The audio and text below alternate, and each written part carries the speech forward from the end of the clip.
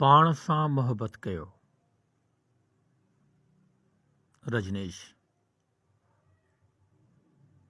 छा तव्हां हज़रत बुद्ध जे चयल हिननि लफ़्ज़नि ते का टेका टिप्पणी कंदो? पाण सां मोहबत कयो ऐं पोइ ॾिसो। अॼुकल्ह, सुभाणे ऐं हमेशह पाण सां मोहबत करियो। हज़रत बुद्ध। मोहबत रूह जी ग़िज़ा आहे। बिल्कुलु ईअं जीअं जिस्म लाइ ख़ुराक तीअं रूह लाइ मोहबत ज़रूरी आहे। खाधे खां सवाइ जिस्म कमज़ोर थी वेंदो आहे। मोहबत खां सवाइ रूह कमज़ोर थी वेंदो आहे। ऐं का रियासत, का चर्च ऐं को मफ़ाद परस्त कॾहिं बि इहो नाहे चाहींदो त माण्हू मज़बूत रूहनि जा मालिक हुजनि। उनजो सबबु हीउ आहे त जेको माण्हू रूहानी ताक़त जो मालिक हूंदो आहे उहो बग़ावत करण ते मजबूर हूंदो आहे। मोहबत तव्हांखे बाग़ी बनाए थी, इनकलाबी बनाए थी। मोहबत तव्हांखे बुलंदियुनि ते परवाज़ लाइ पर अता करे थी। मोहबत तव्हां में शयुनि खे अंदरि ताईं ॾिसण जी ताक़त भरे छॾे थी। को बि माण्हू तव्हांखे फ़रेब या दोखो नथो ॾेई सघे, तव्हांजो इस्तिसाल नथो करे सघे, तव्हां ते जबर नथो करे सघे। मज़हबी पेशवा ऐं सियासतदान त तव्हांजो रत पीअण सबबु ज़िंदा आहिनि। इहे जीअरा आहिनि त रुॻो तव्हांजे इस्तिहसाल सबबु। मज़हबी पेशवा तोड़े समूरा सियासतदान इस्तिहसाली आहिनि तव्हांजे ख़्वाबनि जा, जज़्बनि जा। तव्हांखे रूहानी तौरु कमज़ोर करण लाइ इन्हनि हिकु अणगुफ़ चाल जोड़े छॾी आहे ऐं 100% सही नतीजो ॾींदड़ चाल। ऐं इहा चाल आहे तव्हांखे पंहिंजो पाण सां मोहबत न करण जो दर्स। उनजो सबबु हीउ आहे त जेकॾहिं तव्हां पंहिंजो पाण सां मोहबत नथा कयो त पोइ तव्हां कंहिं सां बि मोहबत नथा करे सघो। पर पोइ बि उहे इहे चवंदा रहंदा आहिनि त ॿियनि सां मोहबत करियो, इंसानियत सां मोहबत कयो, ख़ुदा सां मोहबत कयो, फितरत सां मोहबत कयो, पंहिंजी ज़ाल सां मोहबत कयो, मुड़ुस सां मोहबत कयो, पंहिंजे ॿारनि सां ऐं वालिदैन सां मोहबत कयो, पर पंहिंजो पाण सां मोहबत न कयो। छाकाणि त इन्हनि मूजिबि पंहिंजो पाण सां मोहबत करणु ख़ुदगर्ज़ी आहे। इन्हनि पंहिंजो पाण सां मोहबत करण जी एतिरी त तज़लील कई आहे जो एतिरी तज़लील कंहिं ॿी शइ जी नाहे कई वई। ऐं इन्हनि पंहिंजी अहिड़ी तइलीम खे बज़ाहिर ॾाढो मंतकी ठाहे रखियो आहे। इहे चवनि था जेकॾहिं तव्हां पंहिंजो पाण सां मोहबत कंदो त तव्हां अना परस्त बणिजी वेंदो। जेकॾहिं तव्हां पंहिंजो पाण सां मोहबत कई त तव्हां नरगिसियत पसंदि बणिजी पवंदो। पर इहो सच नाहे। जेको माण्हू पंहिंजो पाण सां मोहबत करे थो उहो त ॼाणे थो त संदसि में अना आहे ई कान। अना त पंहिंजो पाण सां मोहबत करण खां सवाइ ॿियनि सां मोहबत करण में हूंदी आहे।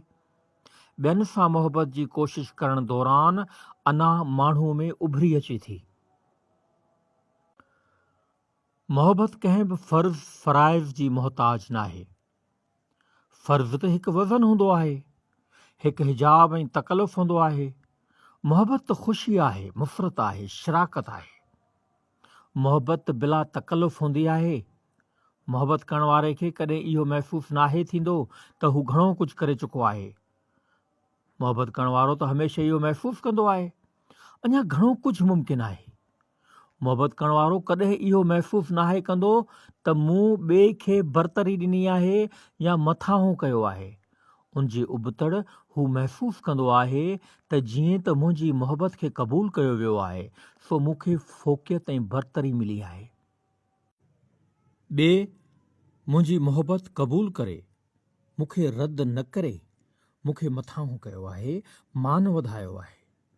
फ़र्ज़ फ़राइज़ वारो माण्हू त सम्झंदो आहे त मां आला आहियां, रूहानी आहियां, ग़ैर महमूली आहियां। ॾिसो मां कीअं ॿियनि जे कमु अची रहियो आहियां। जेको माण्हू पंहिंजो पाण सां मोहबत करे थो उहो पाण पंहिंजी इज़त ऐं तकरीम करे थो। ऐं जेको माण्हू पंहिंजो पाण सां मोहबत करे थो पंहिंजो शान ऐं मान ॼाणे थो सो ॿियनि खे बि शान ऐं मान बख़्शे थो। उनजो सबबु हीउ आहे त हू ॼाणे थो त बिल्कुलु ईअं जीअं मां आहियां तीअं ॿिया बि आहिनि ऐं जीअं इज़त ऐं मान मिलण ते मां ख़ुशि ऐं मसरूर थियां थो, तीअं ॿिया बि ख़ुशि थींदा आहिनि। हू ॼाणे वठंदो आहे त असां मुख़्तलिफ़ अलॻि अलॻि न आहियूं। जेसीं ताईं पाड़ जो तालुक़ु आहे, बुनियाद जो लाॻापो आहे, त असां हिकु आहियूं। असां हिकु ज़ाब्ते हेठां ज़िंदा आहियूं। जेको माण्हू पंहिंजो पाण सां मोहबत करे थो, उहो मोहबत मां तमामु घणी लज़्त माणे थो ऐं उहो सरापा रहमत बणिजी पवे थो। एसी ताईं जो संदसि हर अमल मां मोहबत छुलकणु लॻे थी ऐं उहा ॿियनि ताईं पहुचणु शुरू करे थी। उनखे ॿियनि ताईं पहुचणो हूंदो आहे।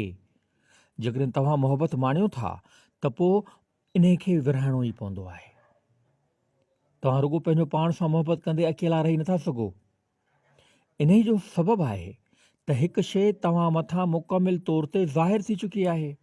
जेकॾहिं हिकु माण्हू सां मोहबत करणु एतिरो ख़ुशि कंदड़, एतिरो लज़त भरियो अमल आहे, त पोइ केॾी न ख़ुशी, केॾो न मज़ो तव्हांजो मुंतज़िर आहे।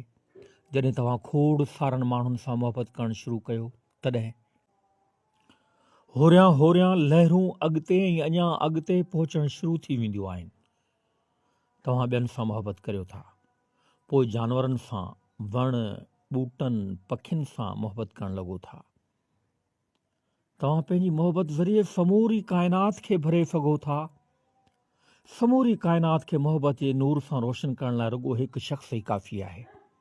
बिल्कुलु ईअं जीअं हिकु नंढड़ो पत्थर समूरे तलाउ में किरण सां लहरूं पैदा करे सघे थो। हा, हिकु नंढड़ो पत्थर। इंसान खे देवता बणिजणो पवंदो। जेसीं ताईं माण्हू देवता नथो बणिजे, ओसी ताईं आसूदगी ऐं इत्मीनान जो को इम्कान कोन्हे। पर सवाल ही आहे त तव्हां आख़िर कीअं था देवता बणिजी सघो? तव्हांजा मज़हबी पेशवा चवनि था त तव्हां गुनाहगार आहियो, तव्हां एतिरा त ॾोहारी आहियो जो जहनम तव्हांजो घर थींदो ऐं उहे तव्हांखे पंहिंजो पाण सां मोहबत करण खां तमामु घणो डिॼारे छॾीनि था। इहो ई सबबु आहे जो माण्हू रुॻो ख़ामियूं ऐं नुक्स ॻोल्हीनि था। इहे पंहिंजे अंदरि जा पाण नुक्स ॻोल्हीनि था ऐं पोइ भला कीअं था ॿियनि में साॻिया नुक्स ॻोल्हण खां पोइते रहिजी सघनि। हक़ीक़त में माण्हू रुॻो ख़ामियूं ॻोल्हींदा ऐं पोइ उन्हनि ख़ामियुनि खे वधाए चढ़ाए बयानु कंदा। इहे एतिरो त गुनाहनि खे वॾो बयानु कंदा जेतिरो बि उन्हनि खां मुमकिन आहे।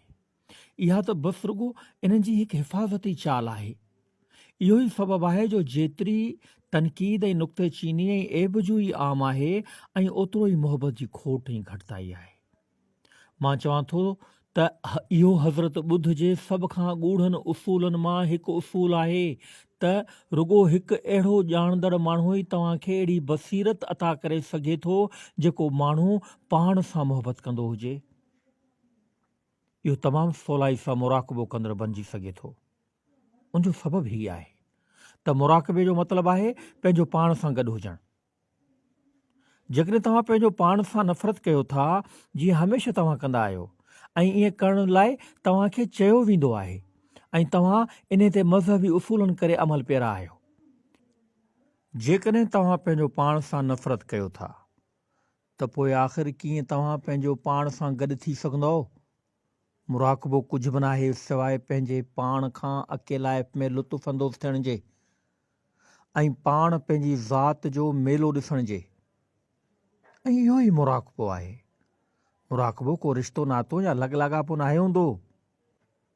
मुराक़बे लाइ ॿिए जी ज़रूरत ई नाहे हूंदी। हिकु माण्हू पंहिंजो पाण लाइ काफ़ी आहे। हिकु माण्हू पाण पंहिंजी अज़मत ऐं जलाल जी बरसाति में पुसंदो आहे, पंहिंजे ई नूर, पंहिंजी ई रोशनी में वहिजंदो आहे। हिकु माण्हू ख़ुशि थींदो आहे छो त हिकु हूंदो आहे ऐं ज़िंदा हूंदो आहे। दुनिया जो सभ खां अज़ीम मौजो आहे इहो त तूं हुजी ऐं मां हुजां। हुअण या हुजणु सभ खां अज़ीम मौजो आहे ऐं मुराक़बो इन मौजे जे बंदि दरवाज़े खे खोले थो। पर रुॻो उहो माण्हू ई मुराक़बो कंदड़ बणिजी सघे थो जंहिंखे पंहिंजो पाण सां मोहबत आहे।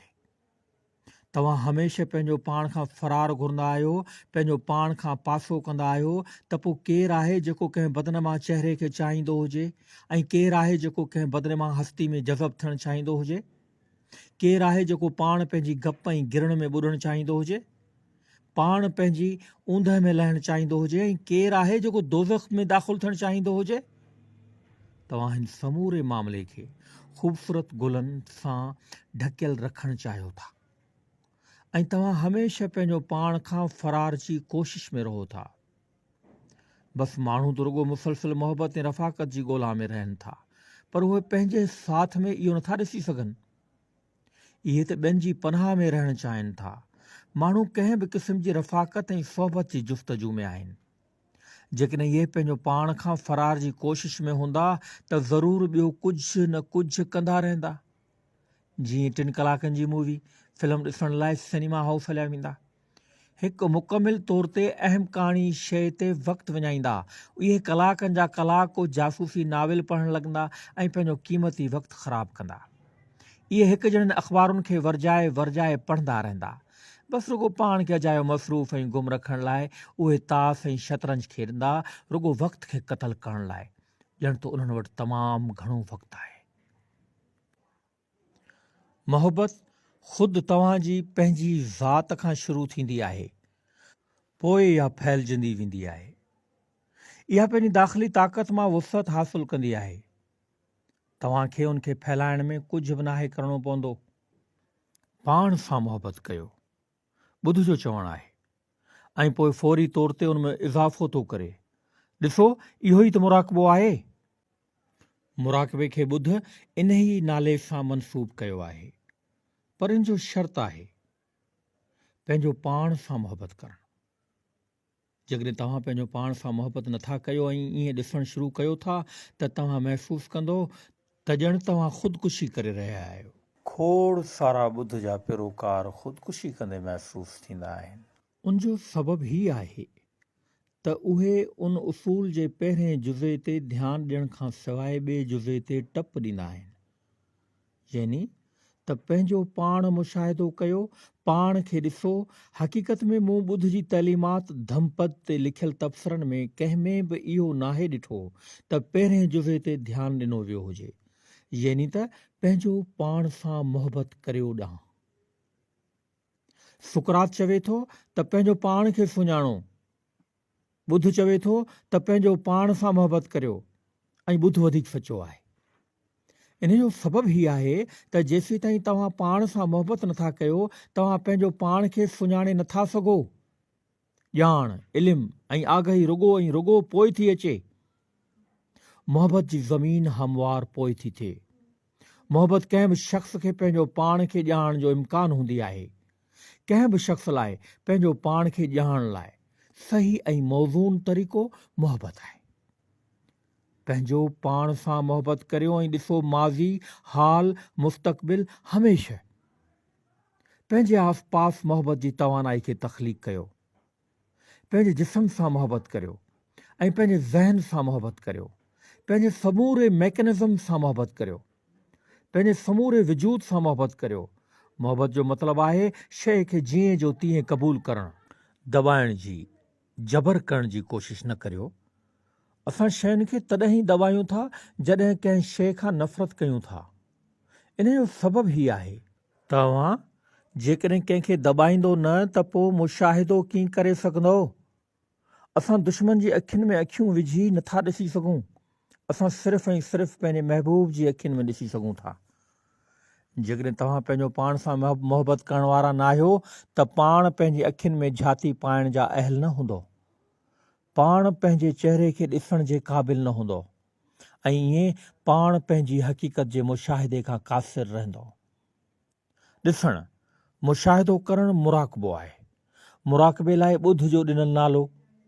हू चवे थो त सुॼाण थियो, मुशाहिदो कयो, चौकस रहो, बेशऊर न रहो, निंडा खणाई इख़्तियार न कयो, मशीन जियां, रोबोट जियां अमल करणु छॾे ॾियो। माण्हू ईअं ई त अमल कनि था। ॾिसो, मुशाहिदो कयो, सिर्फ़ु मुशाहिदो।